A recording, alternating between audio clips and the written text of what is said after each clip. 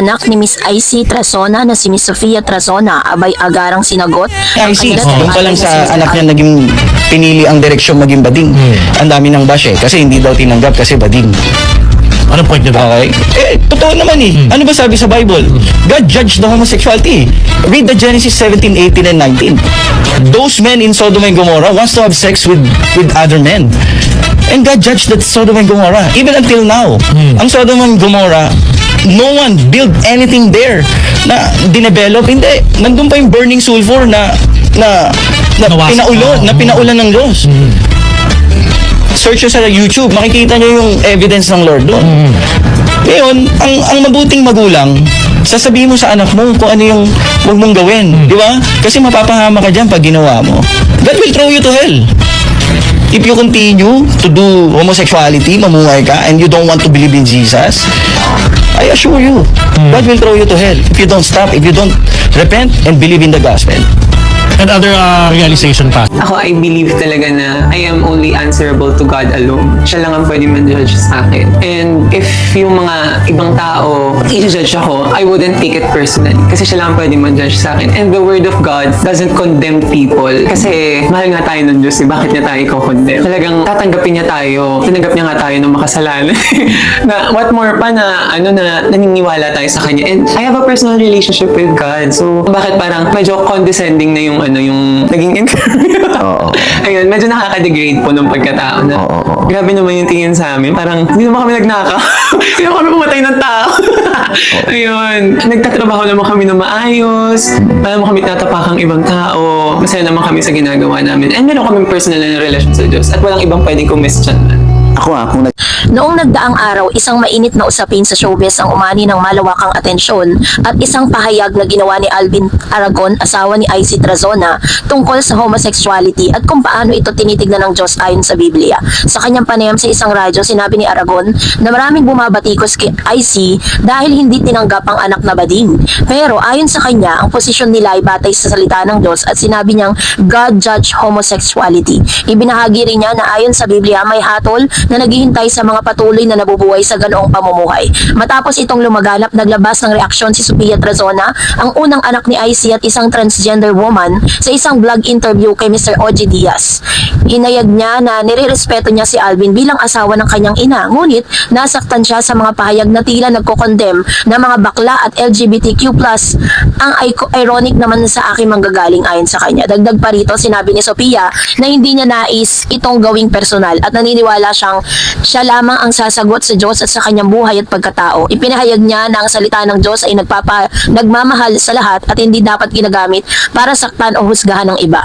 Ang relasyon ni Sofia at IC ay naging komplikado rin. Ayon sa iba't ibang ulat, nagiging malayo ang kanilang ugnayan dahil sa mga isyong ito at ang biological na ama ni Sofia ay patuloy na sumusuporta sa kanyang gender transition.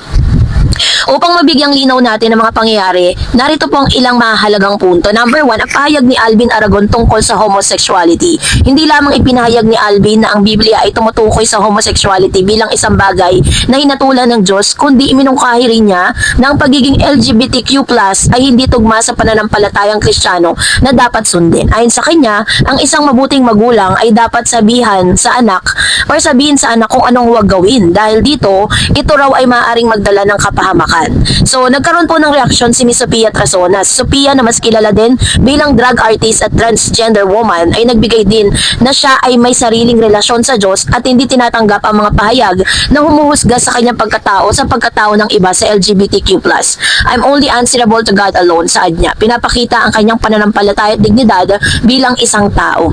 So, dahil dito ay meron din po mga balita patungkol po dun sa estado ng relasyon ni Sofia at ni IC. May mga ulat na ugnayan ni Sofia at ni IC ay naging malayo na may takot at sakit na dala sa kanilang mga nakaraang karanasan at mga hindi pagkakaintindihan. Gayunpaman, may mga pahayag din si IC na hindi raw nawala ng komunikasyon at nagte-text pa rin sila ng mensahe ng pagmamahal sa isa't isa. Sa isyong ito ay hindi lamang tungkol sa isang pahayag ng isang kilalang tao. Ito ay sumasailalim sa mas malalim na mga tanong tungkol sa pagkakakilanlan, pagtanggap at pagmamahal. Ang pagiging LGBTQ+ ay hindi isang bagong issue sa Pilipinas. Maraming kabataan at matatanda ang lumalabas at kinikilalang kanilang tunay na sarili. Ang tanong ay paano natin ito tinatrato sa ating mga tahanan at komunidad.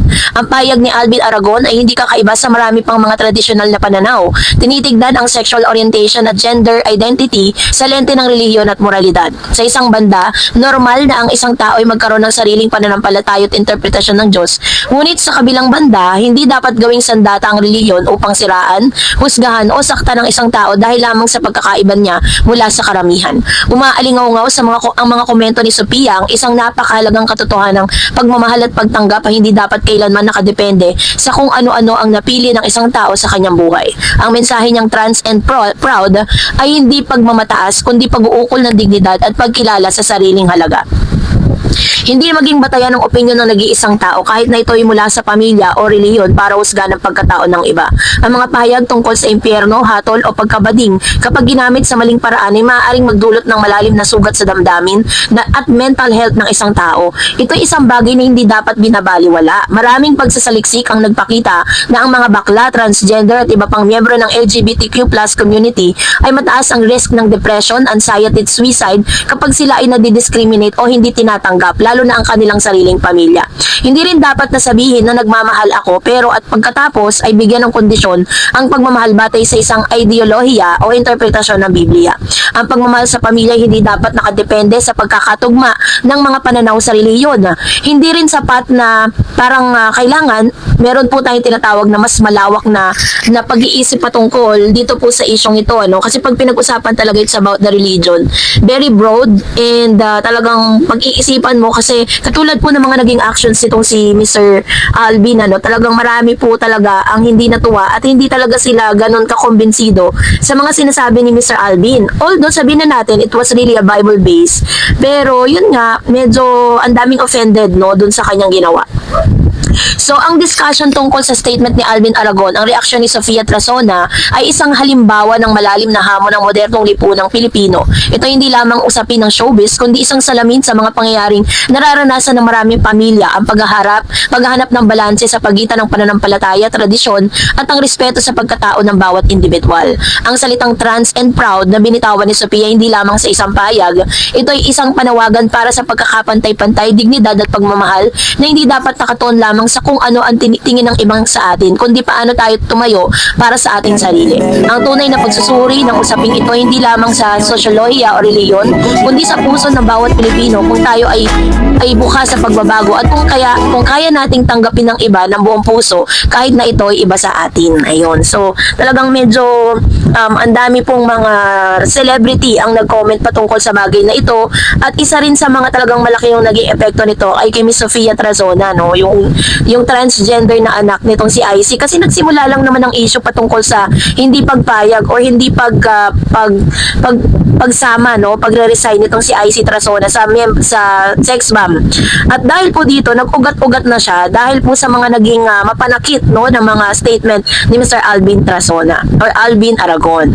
So kayo po, anong yung saloobin patungkol dito, mag-comment kayo sa comment section. And that's it for today. For more videos and updates, please don't forget to like and subscribe, and please don't forget to follow my Facebook page, DarEds TV and DarEds channel.